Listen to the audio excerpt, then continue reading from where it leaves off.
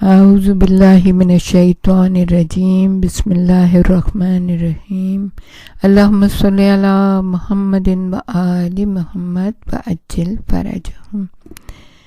City of knowledge academy سے آپ کی بیبی جان آپ سے مخاطب ہیں۔ ہم شریک حیات کا انتخاب کے سلسلے میں، ازدواج کے سلسلے میں آپ سے گفتگو کر رہے ہیں۔ بہت ساری چیزیں ہیں اس کے اندر، بہت ساری باتیں ہیں جو ہمیں سمجھنی چاہیے، اور یہ سب سے زیادہ مشکل موضوع بھی ہے اور ایک طرح سے آسان بھی ہے، لیکن اس کے لیے بہت ہی ویجیلنٹ ہونا پڑتا ہے، بہت ہی آنکھیں اور دماغ کھول کے کام کرنا پڑتا ہے، اس لیے کہ آدھا دین جس کے لیے کہا گیا کہ اگر کسی نے معصوم کا ارشاد ہے کہ اگر کسی نے شادی کر لی تو اس نے اپنا آدھا دین محفوظ کر لیا ہے۔ تو آدھے دین کو محفوظ کرنا کتنی زبردست بات ہے۔ ہم نے اکثر و بیشتر یہ دیکھا ہے کہ دیندار، نیک اور شائستہ اور ذہین لڑکا ناشائستہ لڑکی سے شادی کی وجہ سے اکثر خوار ہو جاتا ہے، اور اسی طرح پاک دامن، نیک اور ذہین و شگفتہ لڑکی نالائق لڑکے سے شادی کے نتیجے میں کنویں میں گر پڑتی ہے اور اس کی زندگی اجیرن ہو جاتی ہے۔ بعض دفعہ ایسا ہوتا ہے کہ یہ لڑکا اور لڑکی صحیح ہیں، یعنی دونوں صحیح ہیں اپنی اپنی جگہ پہ، لیکن ایک دوسرے کے کفو نہیں ہیں، دونوں ایک طبقے کے نہیں ہیں۔ اس سے بھی بڑی مشکلات پیدا ہو جاتی ہیں، یعنی کہ جیسے جناب سرور کائنات نے جناب فاطمہ الزہرا سلام اللہ علیہا کے لیے کہا تھا کہ اگر علی نہ ہوتے تو فاطمہ کا کوئی کفو نہ ہوتا، یعنی اس طرح کی کہ جیسا ایک ہے ویسے ہی دوسرا، یعنی ایسا نہیں ہے کہ انسان کو صرف غلط بیوی ہی ناکام بناتی ہے، بلکہ کفو نہ ہونا بھی ناکامی کا باعث ہوتا ہے۔ اس اعتبار سے یہ مسئلہ بھی بہت ہی اہمیت کا حامل ہے۔ آگے چل کے ہم اس کے بارے میں گفتگو کرنا چاہیں گے، لیکن یہاں جس چیز کا بیان کرنا ضروری ہے وہ یہ ہے کہ میاں بیوی کا نیک ہونا ہی کافی نہیں ہے، بلکہ دونوں کا ہم خیال اور ہم مزاج ہونا بھی بہت ضروری ہے۔ اکثر ہم نے یہ بھی دیکھا ہے کہ میاں بیوی دونوں ہی بہت شریف ہیں، لیکن ان کی ازدواجی زندگی اچھی طرح بسر نہیں ہوتی، کیونکہ ایک دوسرے کے شایان شان نہیں ہیں، بلکہ ہر ایک اپنی علیحدہ دنیا میں زندگی گزارتا ہے۔ ان میں بھی نا اتفاقی، لڑائی اور کبھی کبھار طلاق تک کی نوبت جا پہنچتی ہے۔ اگر یہ دونوں اس سے شادی کرتے کہ جو ان کے لیے موزوں تھا تو کامیاب زندگی گزارتے۔ اس سلسلے میں مزید وضاحت کریں گے اور آنکھوں دیکھے نمونے بھی پیش کریں گے۔ سب سے پہلی بات یہ ہے کہ لڑکا اور لڑکی اس حساس مرحلے یعنی شریک حیات کے انتخاب میں رہنما کے ضرور بالضرور محتاج ہیں۔ کیا اس حساس اور نازک مرحلے میں جوانوں اور نوجوانوں کو تنہا چھوڑا جا سکتا ہے جنہیں اس سلسلے میں کوئی تجربہ نہیں؟ ان کے لیے ایسے افراد، وسائل اور کتابوں اور مراکز کا ہونا ضروری ہے کہ جو ان کی مدد کر سکیں۔ انہیں ان کے حال پر چھوڑ دینا قطعاً صحیح نہیں ہوگا۔ یہ کیسے ممکن ہے کہ گاڑی چلانے والا، عمارت بنانے والا، راستہ طے کرنے والا، یہاں تک کہ معمولی کاموں کو انجام دہی کرنے والا، اس کے لیے تو استاد، معلم اور رہنما کی ضرورت ہوتی ہے، لیکن زندگی کے انتخاب، ایک طولانی زندگی کی تشکیل کے لیے، ایک انسانی مرکز کی بنیاد رکھنے کے لیے، ایک نسل کے آغاز کے لیے کسی معلم یا استاد کی ضرورت نہ ہو۔ ایک لڑکا اور لڑکی کی شادی ایک عظیم نسل انسانی کا آغاز ہے۔ امیر المومنین حضرت علی علیہ السلام جناب فاطمہ الزہرا سلام اللہ علیہا سے شادی ایک عظیم نسل انسانی کی بنیاد رکھی گئی تھی، جس کا سلسلہ آج تک جاری ہے، بلکہ قیامت تک جاری رہے گا اور تاریخ انسانی کی اختتام تک جاری رہے گا۔ آج ہم اس شجرے سے مستفید ہیں، چنانچہ ہم اگر دیکھیں تو آیت اللہ خمینی، آیت اللہ خامنائی، آیت اللہ سستانی اور بہت بڑے بڑے لوگ جو ہیں نا وہ اسی شادی کا ثمرہ ہیں. دنیا میں جنہوں نے نام کمایا، دنیا اور آخرت میں جنہوں نے کامیابیاں حاصل کی، کیسی زبردست قسم کی کتابیں لکھی ہیں. غدیر کے اوپر کتنی زبردست کتاب لکھی. یہ کون؟ یہ سارے اسی نسل سے تعلق رکھتے ہیں، بڑے بڑے لوگ. اچھا، دوسری نسل جو ہے ابو سفیان کی ہے، ہندا جگر خورا کی. اس شادی سے ایک فاسد اور بےہودہ نسل کی بنیاد رکھی گئی کہ جس سے خلفائے بنی امیہ پیدا ہوئے، اور ان کی وجود سے بشریت کو ناقابل تلافی نقصان پہنچا ہے.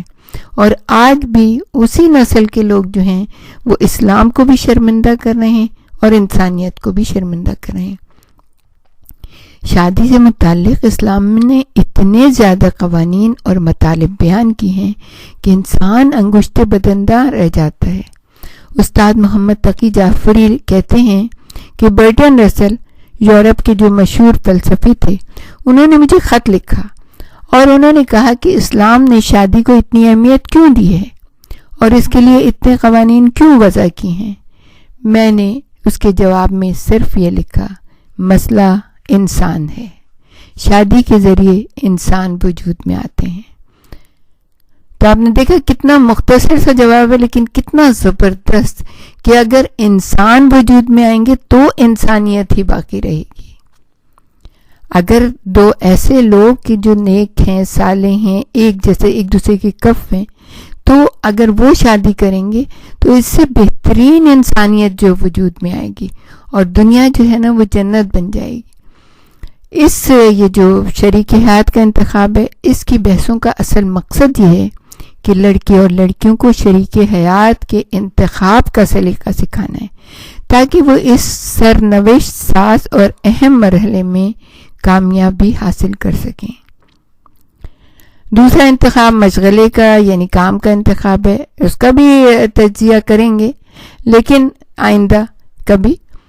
ابھی جو ہے ہم یہ آپ سے کہنا چاہیں گے کہ اس سلسلے میں بہت زیادہ غور و فکر کرنے کی بات ہے. آپ اپنے بچوں کو خود اچھی طرح سے سمجھتے ہیں کہ آپ کے بچوں کی عادتیں کیا ہیں، ان کا اخلاق کیا ہے. ان کے اول تو سب سے پہلے وہ بھی تربیت اولاد کے بارے میں بتائیں گے، کیسی تربیت ہونی چاہیے.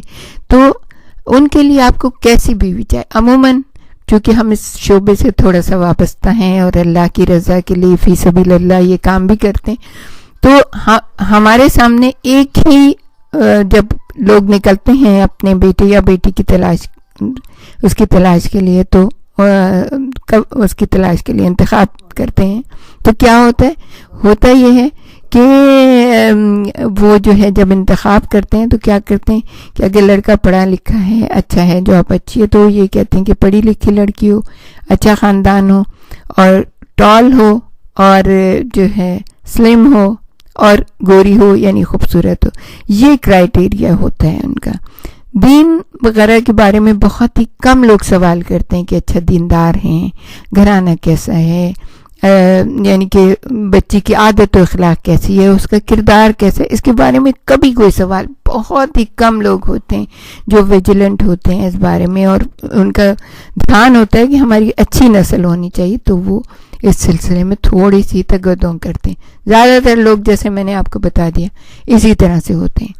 تو یہ ضروری ہے کہ جب ہم اپنے بچے یا بچی کے لیے انتخاب کرنے کے لیے جائیں تو ہمیں یہ دیکھنا چاہیے کہ دین کیسا ہے، ان کا اخلاق کیسا ہے. امام کے پاس، چھٹے امام کے پاس ایک شخص آئے، آپ کے صحابی تھے، اور انہوں نے آ کے کہا کہ مولا میری بیٹی کے لیے رشتے آئے ہوئے، تو 2 رشتے آئے، تو آپ بتائیں میں کس سے شادی کروں. تو اپنی بیٹی کی. تو انہوں نے امام نے ارشاد فرمایا کہ اچھا کیسے رشتے ہیں. کہا ایک تو بہت دیندار ہے، بہت نمازی، پرہیزگار، بہت بہت زیادہ دیندار ہے، لیکن مولا اس کا اخلاق اچھا نہیں ہے، غصے کا بہت تیز ہے وہ. تو دوسرا جو ہے وہ واجبات کو ادا کرتا ہے، جیسے نماز پڑھی جاتی ہے، روزے رکھنا ہے، جو بھی واجبات ہیں ان کو ادا کرتا ہے، لیکن اس کا اخلاق بہت اچھا ہے. تو مولا نے فوراً کہا کہ جو واجبات کو ادا کرتا ہے لیکن با اخلاق ہے، اس سے اپنی بیٹی کی شادی کرو. یہ بھی کہہ سکتے تھے نا کہ بھائی اس سے کرو جو بہت زیادہ دیندار ہے. نہیں, انہوں نے کہا جو واجبات کو ادا کرتا ہے اور بااخلاق ہے اس سے اپنی بیٹی کی شادی کرو. تو عزیزان گرامی دیکھیے, شادی کے معاملے جہاں تک ائمہ کا تعلق ہے یا جہاں تک ہم قرآن پڑھتے ہیں تو اس میں انتخاب دوسری قسم کا ہے, اور ہم جو انتخاب کرتے ہیں وہ بالکل ایک علیحدہ چیز ہے. تو اگر ہمارے یہاں شادیاں شریعت کے مطابق ہوں تو کیوں خدا نخواستہ گھروں میں جھگڑے ہوں, لڑائیاں ہوں, اور جو ہے نا اتنے حالات خراب اس حد تک پہنچ جائیں, عدالتوں تک عزتیں اچھالی جائیں, اور پھر جو ہے نا بچے برباد ہوں کہ ماں کے پاس رہیں یا باپ کے پاس رہیں اس طرح سے. تو اس سلسلے میں ہمیں بہت زیادہ کیئرفل ہونا چاہیے.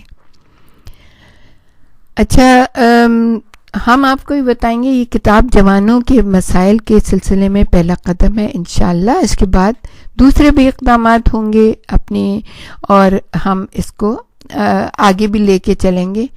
امید ہے کہ جوان جوڑے اور ہر وہ شخص جو کہ جوانوں کی ہدایت کے سلسلے میں کوئی کام کرنا چاہتا ہے وہ شوہر و بیوی کے انتخاب میں ناکامی اور کامیابی, زندگی کے انتخاب کا طریقہ, منگنی سے شادی تک کے زمانے کو گزارنے کی کیفیت, اس زمانے میں کیا کیا کرنا چاہیے اور کیا نہیں کرنا چاہیے, شریک حیات کے انتخاب کے مراحل میں کامیابی اور ناکامی, شادی اور اس کے بعد کے حالات, کامیابی اور ناکامی کے اسباب و علل, اور اپنی ذاتی سوانح حیات جو ہے وہ سامنے رکھتے ہوئے اپنے بچوں کے لیے جوڑے کا انتخاب کریں.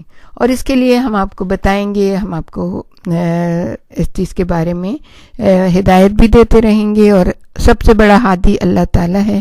اللہ تعالیٰ سے دعا ہے کہ وہ ہم سب کو ہدایت دے, ہم سب کو سیدھے راستے کے اوپر چلائے, اور ہمیں جو اس نے ہمارے اوپر ذمہ داریاں دی ہیں, ہمارے اوپر جو اس نے یہ رکھا ہے کہ اپنے جوان لڑکے اور لڑکیوں کی شادی کر دیا کرو قرآن حکیم میں, تو ہمیں توفیق دے کہ ہم ایسا انتخاب کریں کہ آگے چل کے بہترین نسلیں جو ہیں وہ پروان چڑھیں. ہمارے ساتھ ہی رہیے گا, ہم آپ کو اور بھی بہت کچھ بتانا چاہیں گے. وآخر دعوانا ان الحمد للہ رب العالمین. اللہم صلی علی محمد و آل محمد وعجل فرجہ.